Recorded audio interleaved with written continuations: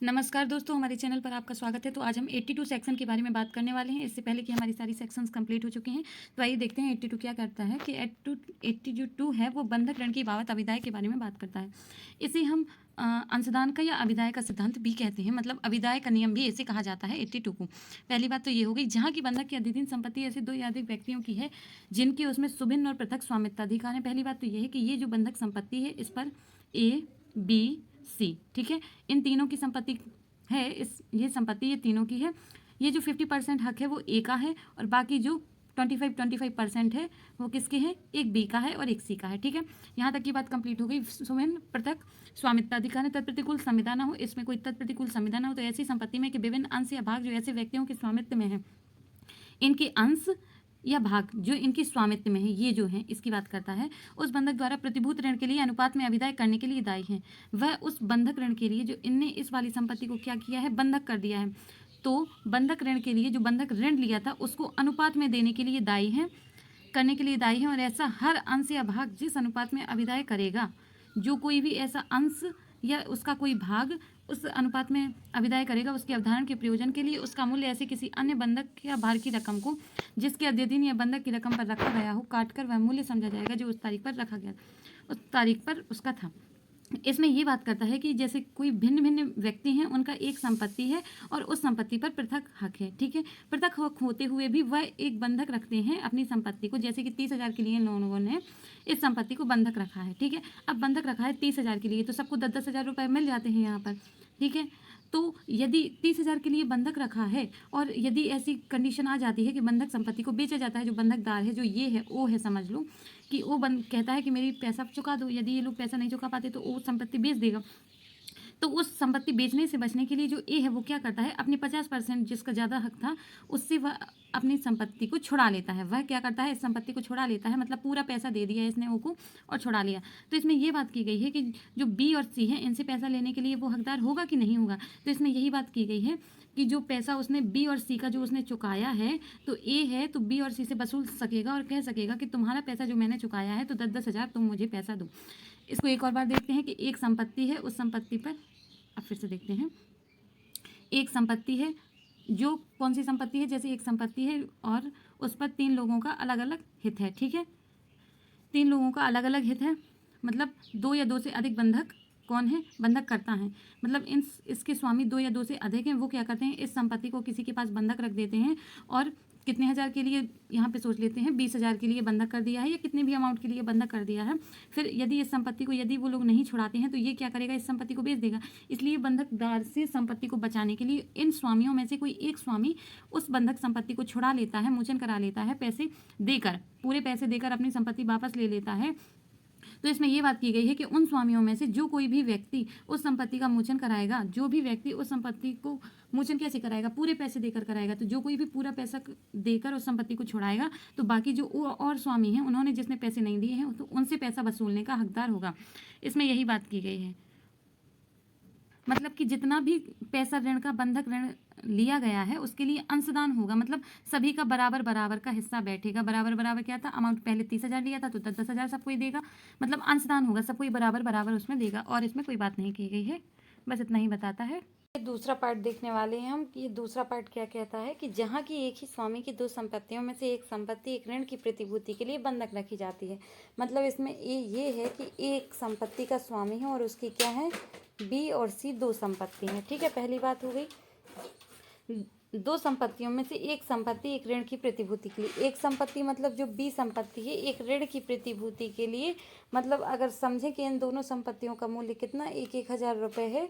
ठीक है, तो इन दोनों संपत्तियों का मूल्य 1-1 हज़ार है। एक ऋण की प्रतिभूति के लिए मतलब उसने कितना उधार लिया, यहाँ पे ये मान लेते हैं कि 400 रुपये उसने बी वाली संपत्ति को बंधक करके उधार ले लिया। पहली बात ये हो गई। ठीक है, बंधक रखी गई हो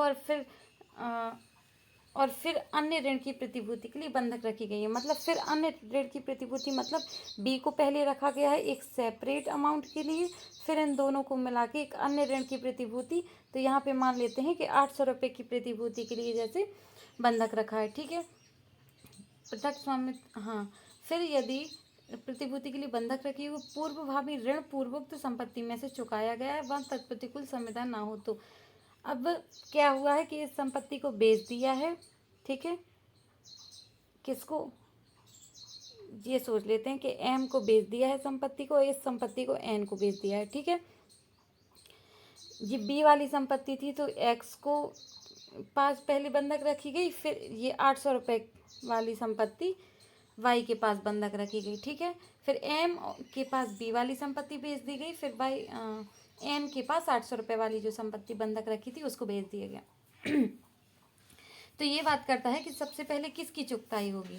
तो सबसे पहले तो ये है कि संपत्ति का मूल्य कितना था, 1000 रुपये था, है कि नहीं। यहाँ पे मैंने बताया ना ऊपर, ये अपन एक एग्जाम्पल लेके चल रहे हैं।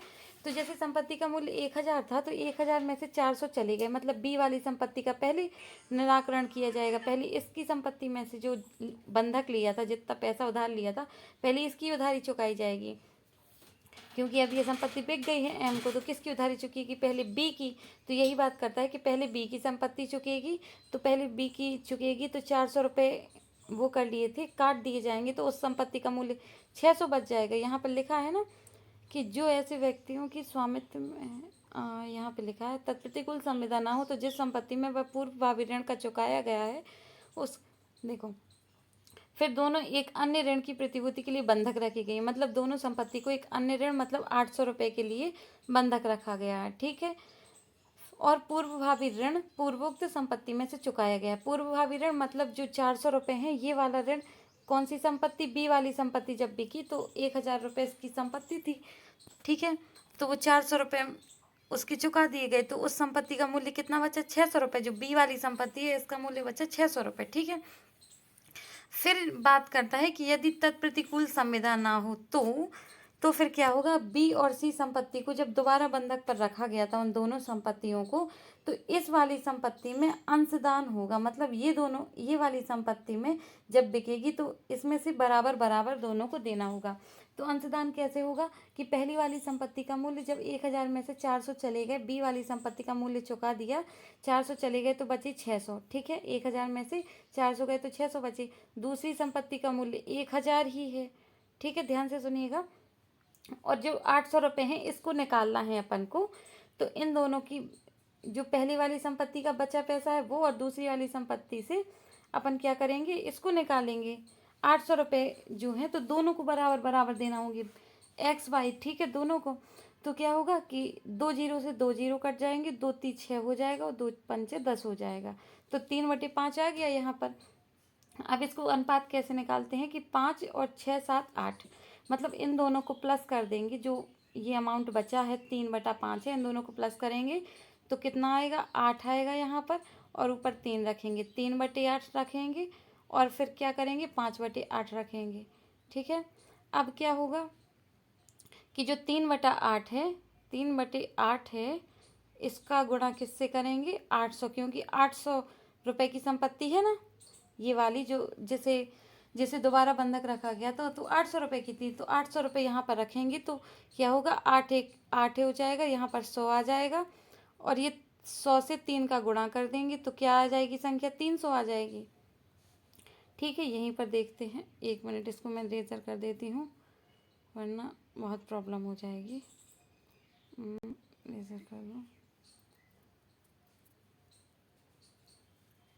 यहाँ तक का तो आप समझ गए कि संपत्ति का जो रेशियो था वो 3/5 आ गया था।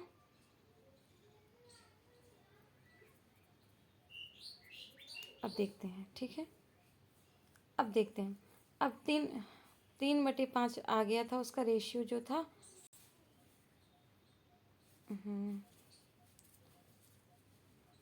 अब क्या करेंगे यहाँ पर कि 3/5 आया था, यहाँ से फिर से देखते हैं कि 3/5 आया था, उन दोनों को काट कर तो 8 नीचे रख देंगे, इन दोनों को प्लस कर देंगे और 3/8 हो जाएगा, यहाँ पर 5/8 हो जाएगा, ठीक है। इसका गुणा कर देंगे कितने से, 800 से, जिसके लिए, जिस मूल्य के लिए संपत्ति दोबारा बंधक रखी, जिसका निकालना है, तो 800 यहाँ रख देंगे और फिर इसका गुणा करके 800 रख देंगे, तो इसका 8 1 8 आएगा, 100 आ जाएगा, 100 गुणे 5 करेंगे तो यहाँ पे 500 आ जाएगा, और ये इसका गुणा करेंगे, इसको काट देंगे तो यहाँ पे 100 आएगा, और इसका गुणा करेंगे 3 से तो 300 आएगा। तो मतलब जो संपत्ति है तो जो ए को पैसा देना होगा तो किसका देना होगा, एक्स को 300 रुपये देने होंगे, और जो वाई जैसे दोबारा संपत्ति रखी गई थी बंधक, इसको कितना देना होगा, इसको 500 रुपये देने होंगे। आई होप आपको समझ में आया होगा। एक बार फिर से मोटा मोटा देख लेते हैं कि देखो ए कोई संपत्ति थी, ठीक है, अब इससे देखेंगे, ठीक है, ए कोई संपत्ति थी, ए कोई मालिक था, एक स्वामी था, उसकी दो संपत्ति थी, बी और सी नामक, उसकी बी और सी नामक दो संपत्ति थी, ठीक है। उसकी बी सी नामक दो संपत्ति थी जिसका दोनों का मूल्य कितना था, 1,000 रुपये था।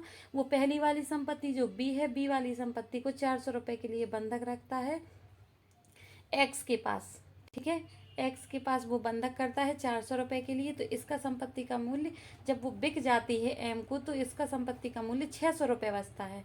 फिर वो क्या करता है, जो ए है उसी संपत्ति को, बी और सी इन दोनों संपत्ति को मिला के 800 रुपये के लिए वाई के पास बंधक रखता है, और फिर एन को ये संपत्ति बेच देता है। अब जो पहली बी वाली संपत्ति है, इसका जो बंधक रखा गया है 400 रुपये के लिए, तो इसको तो सिर्फ एक व्यक्ति को रखा गया है, इसलिए पहली जो बंधक रखी थी संपत्ति, पहले उसकी चुकताई होती है, फिर दोबारा जो रखी गई थी उसकी चुकती होगी।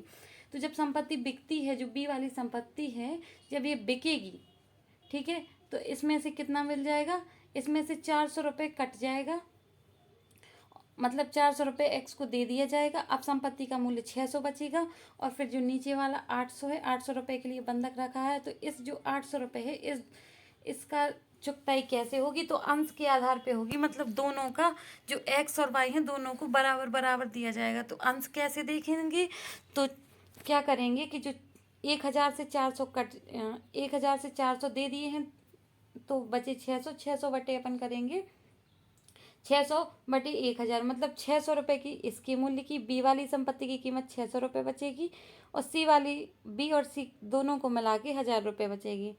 तो इन दोनों को काटेंगे तो 3/5 वो आएगा, संख्या आएगी।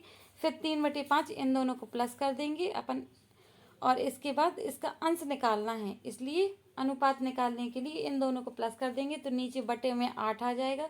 3/8 गुणे 800 करेंगे, जो संख्या का अपन को वो करना है, जो संख्या को अपन को चाहिए होता, जिसका अंश अपन को बराबर करना है, इसलिए वो संख्या यहाँ पे रखेंगे जो संख्या होती है उसमें। तो 3/8 में 800 रखेंगे, कट के 300 बचेगा, तो 300 रुपये किसको, एक्स को देने पड़ेंगे, और दूसरे वाले की संख्या 500 आएगी तो उसको 500 देने पड़ेंगे। आई होप आपको समझ में आ रहा होगा। अब हम इसका तीसरा पॉइंट भी देख लेते हैं कि पाक्षिक बंधकदार के दावे के लिए जो संपत्ति धारा 81 के अधीन दायी है, उसे इस धारा की कोई भी बात लागू नहीं होगी। इसमें यह बताया गया है कि पाक्षिक बंधकदार के दावे के लिए, पाक्षिक बंधकदार जो होता है उसके दावे के लिए उसके पास कौन सा अधिकार होता है, क्रम बंधन का अधिकार होता है। तो उसके ऊपर इसका अंशदान का कोई प्रभाव नहीं पड़ेगा। बस यही बात करता है कि इस सेक्शन का कोई अंशदान पर प्रभाव नहीं हो, क्रम बंधन पर इसका कोई प्रभाव नहीं होगा। 81 की पाक्षिक बंधकदार का जो अधिकार होता है तो वो क्रम बंधन का होता है, तो क्रम बंधन बना रहेगा, उसका अंशदान पर कोई प्रभाव नहीं होगा। यदि इन दोनों में बराबरी भी आती है तो सर्वोपरि किसको समझा जाएगा, क्रम बंधन को समझा जाएगा। आई होप आपको समझ में आ रहा होगा। और ये तो हम देख ही चुके हैं कि बंधक ऋण की बाबत इसको क्या अंशदान या अभिदाय का नियम भी कहा जाता है। तो थैंक यू दोस्तों, आज के लिए सिर्फ इतना ही। यदि वीडियो अच्छा लगता है तो सपोर्ट कर सकते हैं, यदि कोई कमी लगती है तो बता सकते हैं। Thank you, bye bye.